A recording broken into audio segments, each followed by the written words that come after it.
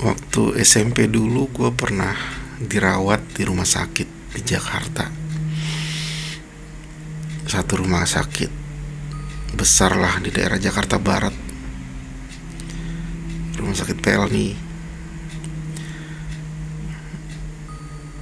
Waktu itu apa ya, gue lupa sakit apa ya waktu itu. Intinya gue dirawat di Jakarta itu. Gue dirawat sampai nggak lama, cuma 3 hari atau 2 hari gitu ya. Tapi ketika malam terakhir itu gue sendirian karena waktu itu ibu sama bapak gue itu sama kakak itu harus pulang ke Cilegon. Nggak ada tetangga atau saudara yang meninggal, gue lupa. Pokoknya intinya mereka harus pulang dan gue dirawat di rumah sakit itu sendirian malam terakhir sendirian. Tapi waktu malam-malam pertama juga ya di rumah sakit ini tuh gue merasakan apa ya, merasa ada sesuatu yang aneh dengan rumah sakit ini. Entah, gue lupa waktu itu lantai 2 atau lantai 3, udah lama sih. Tapi emang gue sebelumnya juga merasa, hari-hari sebelumnya juga merasa ada yang aneh dengan rumah sakit ini. Kayak eh, apa, di hallnya, di lorongnya itu kayak ada yang mendorong apa, tengah malam tuh ngedorong troli. Ada yang kayak suara aneh di kamar mandi, kayak perempuan sedang bersenandung gitu. Terus kayak apa, kalau gue lagi tidur itu dari jendela itu kayak ada siluet di luar yang berdiri dia memperhatikan gitu. Itu kejadian-kejadian sebelumnya, hari-hari sebelum, sampai akhirnya malam terakhir gue harus tidur sendirian di rumah sakit karena keluarga harus pulang ke Cilegon dan gue bener-bener sendirian. Sampai beberapa perawat bilang, udah Bri, nggak usah takut, nggak apa-apa kok, kan banyak apa mbak suster di sini, katanya. Ya sudahlah, emang harus sendirian juga sampai akhirnya. Iya bener, apa, bapak ibu gue pulang, kakak gue pulang sore tuh, dan gue sendirian. Itu rumah sakit tua ya, bangunannya juga tua kan, bener-bener kayaknya katanya peninggalan Belanda, tapi gue nggak tahu. Tapi emang bener serem men itu rumah sakitnya ya. Nggak cuma rumah sakit Pelni ya, rumah sakit yang lain juga selalu apa ya, rata-rata emang seperti itu kan, serem. Nah, ketika malam-malam nih,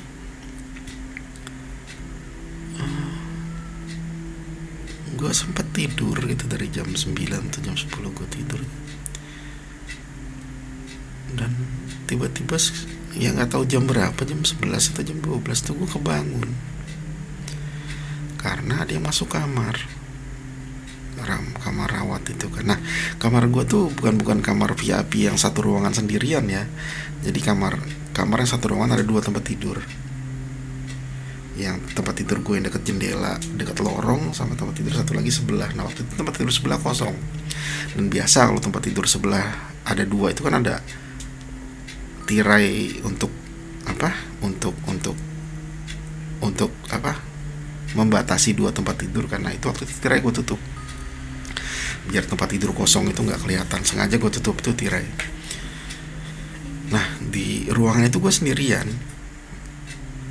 Nah, jam 11 atau jam 12 gue lupa, itu gue kebangun karena gue merasa ada yang masuk kan ya. Dan bener ada yang masuk. Gue ngeliat itu ada suster udah berdiri di samping gue. Dia kayak apa, ngasih obat gitu. Gue langsung berubah posisi duduk gitu. Bener, itu suster ngasih obat dan gue minum itu obat.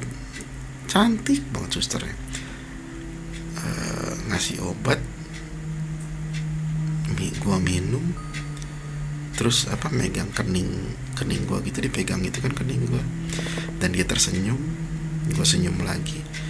Nah, beberapa saat kemudian gue baru sadar ternyata ini susternya beda. Bedanya apa? Yang tahu suster situ tuh, yang gue tahu ya, suster situ pakai baju putih dengan topi perawat gitu kan, baju putih biasanya kayak gitu. Nah, ini beda, bajunya hitam, perawat ini bajunya hitam dengan wajah yang Indo, bukan Indo sih, bule malah, kayak bule Eropa gitu, baju hitam,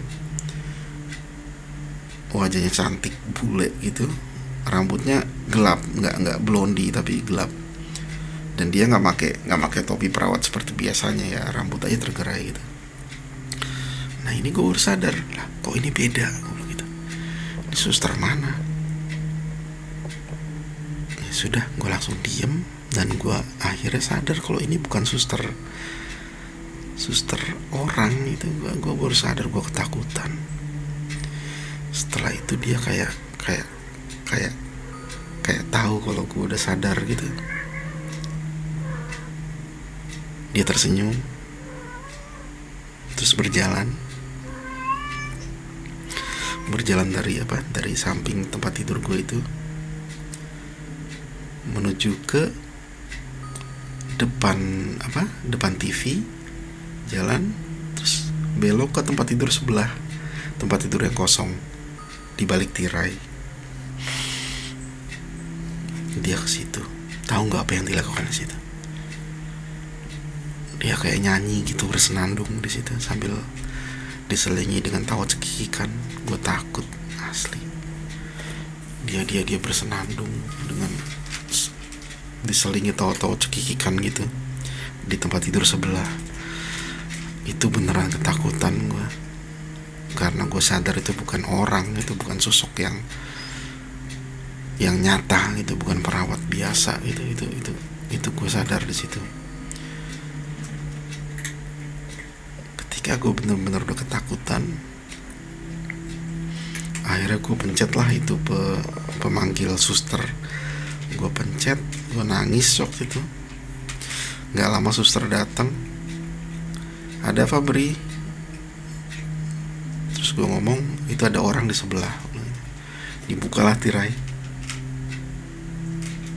cuman gak ada siapa-siapa. Ya sudah, terus mau gimana? Mau ditutup apa dibuka aja? Kata suster yang asli ini. Tutup aja sus. Akhirnya ditutup. Nah, itu apa ya, habis itu gue gak bisa tidur sampai pagi. Tapi suster itu beberapa kali gue pencet, hampir sejam kali, 2 jam sekali itu datang lagi karena gue ketakutan. Untung susternya baik ya. Nah besok paginya akhirnya orang tua datang, bapak ibu gue datang, kakak datang, dan gue boleh pulang siangnya.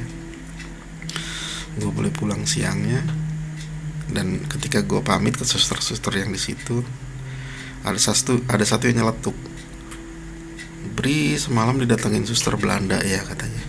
Gue langsung tolong, iya sus, serem banget. Nggak apa-apa, itu udah biasa aku di sini.